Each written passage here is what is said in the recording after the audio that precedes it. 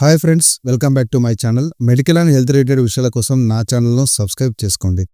Uric acid స్థాయిలు పెరిగితే కీళ్లవాతం, govt వంటి ఆరోగ్య సమస్యలకు దారితీస్తాయి. భారతదేశంలో కొన్ని కూరగాయలు ఈ స్థాయిలను సమర్థవంతంగా తగ్గిస్తాయి. మీ ఆహారంలో ఆకుకూరలను, కూరగాయలను చేర్చడం ద్వారా యూరిక్ యాసిడ్ స్థాయిలను సమర్థవంతంగా తగ్గించుకోవచ్చు.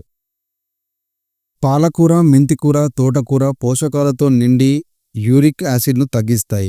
యూరిక్ యాసిడ్ స్థాయిలను నియంత్రించడానికి చూస్తున్న వారికి ఈ ఆకుకూరలు లాభదాయకంగా ఉంటాయి. అవి యూరిక్ యాసిడ్ను తగ్గించడానికి దోహదం చేస్తాయి మరియు మన శరీరానికి అవసరమైన విటమిన్లు మరియు ఖనిజాలను అందిస్తాయి.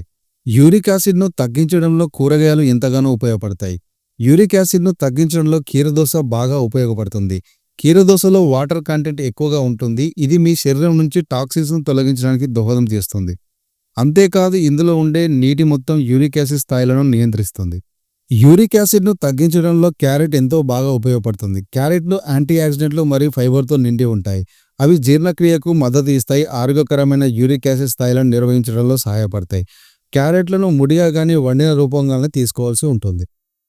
టమాటాలు ప్యూరిన్లతో తక్కువగా మరియు విటమిన్ సిలో ఎక్కువగా ఉంటాయి. ఇవి యూరిక్ యాసిడ్ స్థాయిలను తగ్గించడంలో సహాయపడతాయి. దీనిని వివిధ వంటకాలతో చేర్చి ఉపయోగించడం వల్ల ఎంతో ఉపయోగకరంగా ఉంటుంది. కాకరకాయ దాని ఔషధ లక్షణాలకు ప్రసిద్ధి చెందింది. ఇది కాలేయ డిటాక్సిఫికేషన్ చేయడంలో మరియు యూరిక్ యాసిడ్ స్థాయిలను తగ్గించడంలో సహాయపడుతుంది. కాకరకాయను ఆహారంలో చేర్చడం అధిక యూరిక్ యాసిడ్తో బాధపడుతున్న వారికి ఎంతో ఉపయోగకరంగా ఉంటుంది.